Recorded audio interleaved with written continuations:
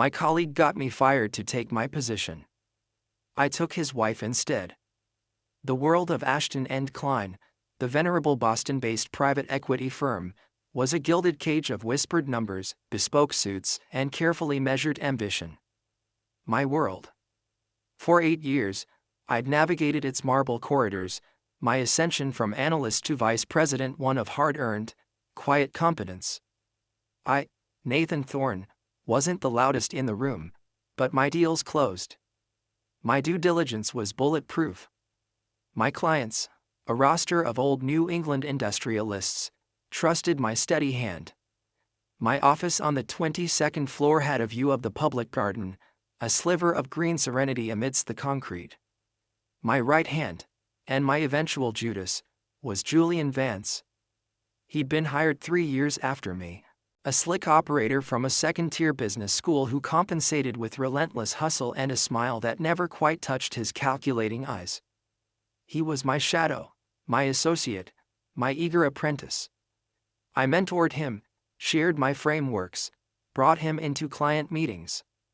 He soaked it all up, his gratitude a performance that, in my naivete, I mistook for loyalty. The crown jewel was the Wellington Foundries deal.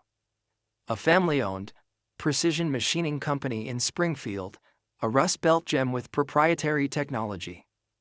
Winning their trust to broker a generational ownership transition was a 2-year courtship of patience and respect. I'd done the work. The relationship was mine.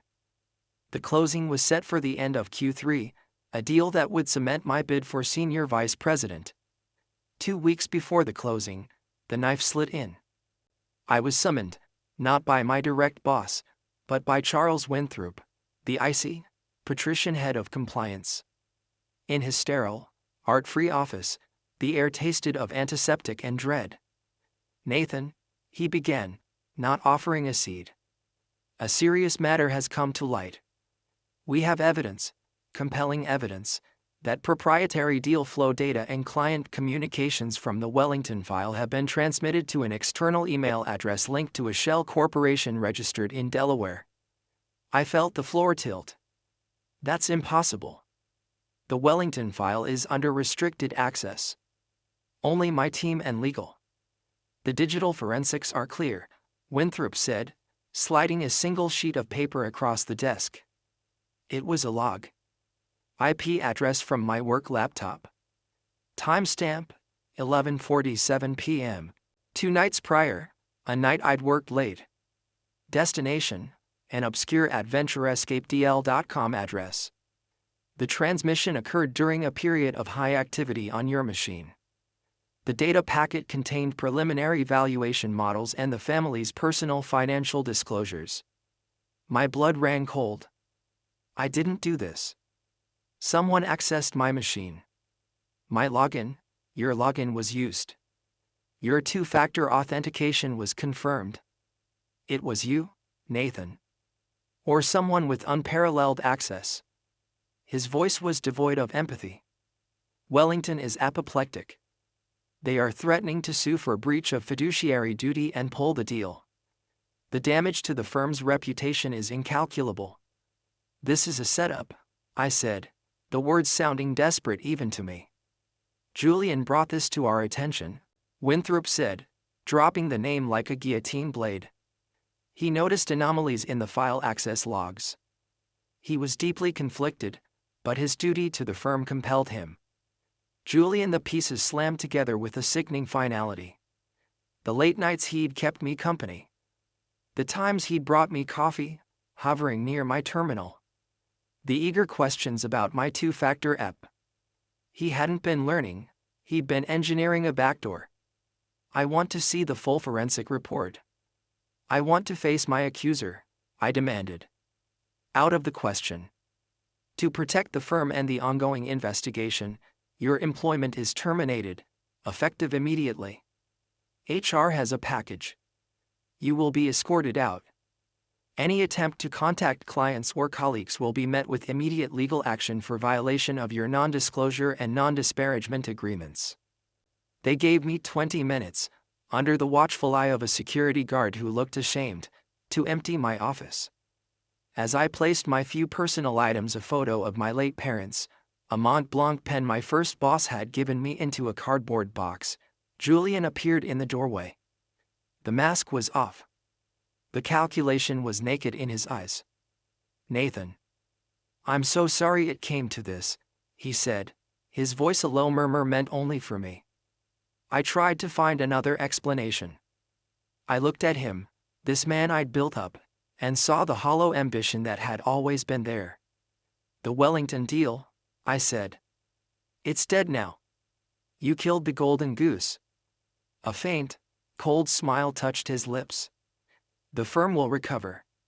And the SVP position, someone will need to stabilize the division. Clean up the mess." He didn't say my mess, but he didn't need to.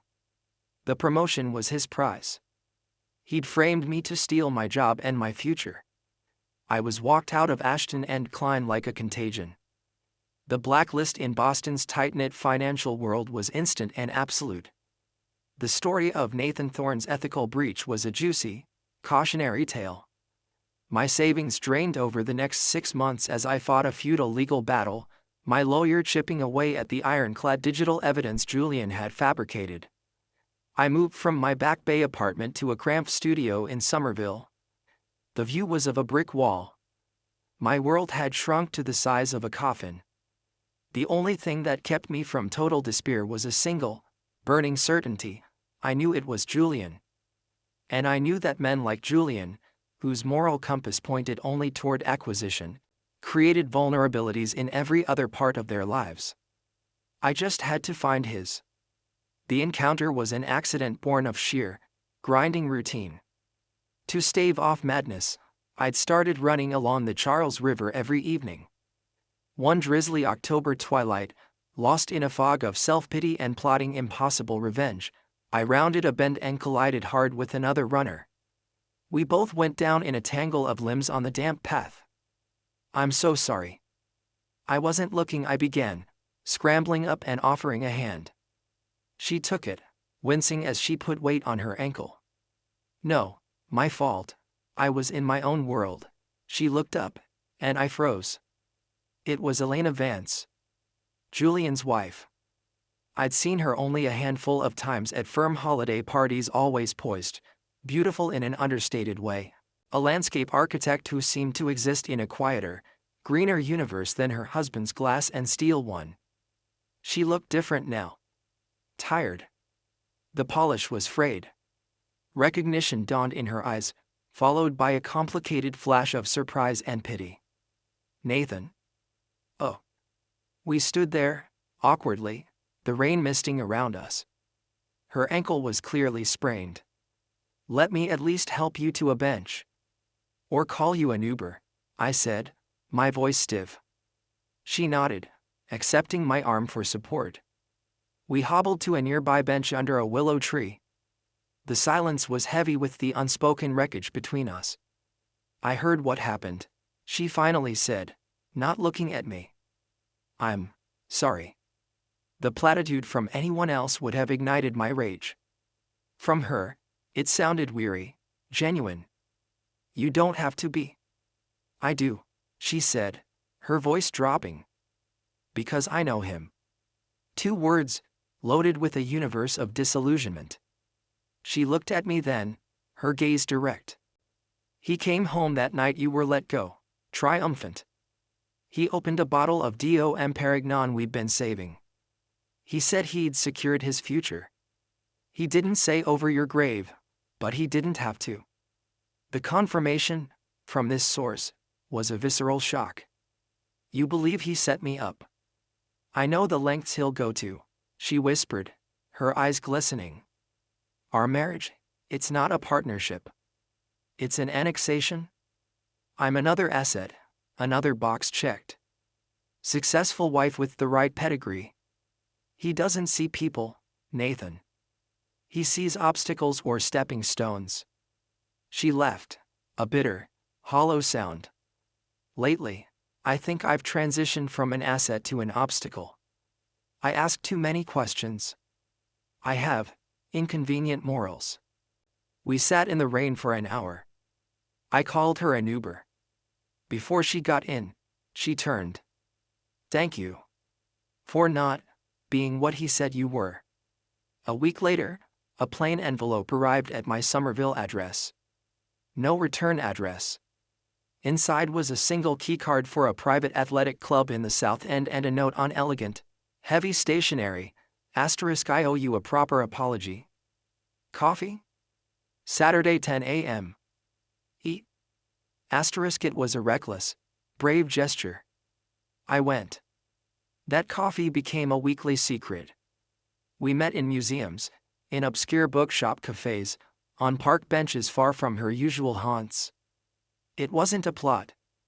It was, against all odds and reason, a genuine connection. We were two people who had seen the true face of Julian Vance, one professionally, one personally, and had been gutted by it. We talked about art, about the restorative power of native plant species, about our childhoods, about everything except him. But his shadow was the furnace that forged our bond. In her, I found an intellectual equal, a compassionate heart, and a deep, resilient strength hiding beneath her quiet elegance. In me, she said, she found someone who listened, who saw her, not her utility. The guilt was a phantom we both wrestled. This feels wrong, she confessed one evening in a hidden booth at a North End restaurant. But being with him feels like a slower death. He's having an affair, you know. With a junior analyst at his firm. It's so cliché it would be funny if it weren't my life. Why stay? I asked, the question hanging between us. The prenup. The social ruin. The fear of his retaliation. He's broken men professionally. What would he do to me? She looked at her hands. But seeing you rebuild yourself from nothing. It makes my fear feel like a choice. The shift from allies in survival to something more was gradual, inevitable. A touch on the hand that lingered. A shared look that held a universe of understanding. The night she kissed me, in the shadowed doorway of my dismal apartment building, it wasn't an act of vengeance. It was a lifeline grasped in a shared sea of despair. It was real, terrifying, and the only thing that had felt true in years. We were careful. Meticulous. She was a landscape architect. She understood planning, patience, natural growth. We used burner phones. We met in my apartment, never hers. For 6 months, we built a secret world, a greenhouse of affection in the winter of our lives. The end of the secret came, as it often does, through arrogance and carelessness. Julian was supposed to be at a weekend-long executive retreat in the Berkshires. A storm canceled it. He came home early, unannounced, expecting an empty house, perhaps planning to bring his analyst there. He found us in the sunroom Elena had designed, the one she loved most, surrounded by her orchids and ferns. We weren't in a passionate embrace. We were sitting on the wicker sofa, heads bent over her laptop, laughing at a silly video of a capybara, my arm around her shoulders. It was the domesticity of it, the comfortable intimacy, that was the real betrayal. The sound that came from Julian wasn't a roar of anger. It was a strangled, inhuman gasp of utter systemic failure. We looked up. His face was the color of ash, his eyes wide with a cataclysmic disbelief that mirrored the look I'd had in Winthrop's office. You, he breathed, pointing a trembling finger at me. Then to Elena, his voice cracking. With him. This, ruin. Elena stood, her calm a stunning contrast to his unraveling. He's not the ruin, Julian. You are. You just finally tripped over the wreckage you made. What followed was a silent, seismic unraveling.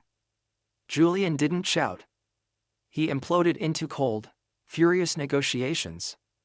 He threatened to destroy me further, to ruin Elena socially. But he had no leverage. Elena had documented his infidelity. She had financial records he'd hidden. And she had a prenup with a standard infidelity clause. Her lawyer, a pit bull she'd quietly secured months before, eviscerated him. The divorce was swift. The settlement was generous for Elena, a penalty for him. He kept the sterile, showpiece house. She took her independence and a substantial financial settlement, including 2 years of alimony. The day the divorce was finalized, Elena showed up at my apartment with a bottle of champagne and a business plan. "I don't want his blood money for a spot, she said, her eyes blazing with a new, free light. "I want to use it as seed capital. For us." "For what?" "Thorne and Vance Landscapes," she said. "You handle the business, the structure, the client contracts.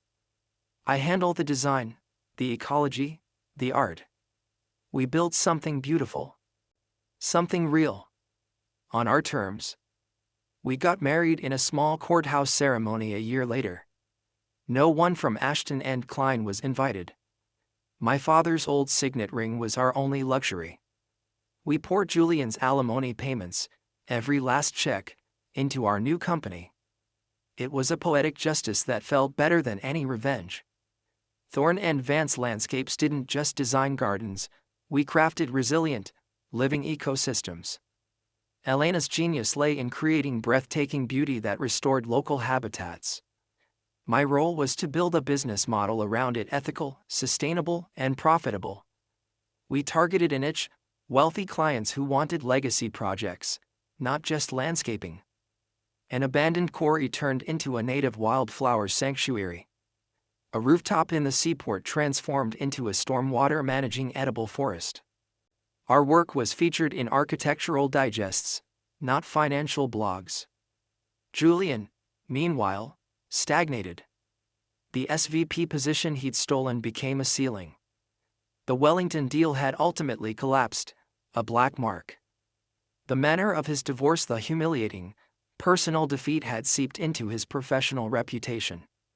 He was seen as unstable, a man who couldn't manage his own affairs. He was passed over for managing director.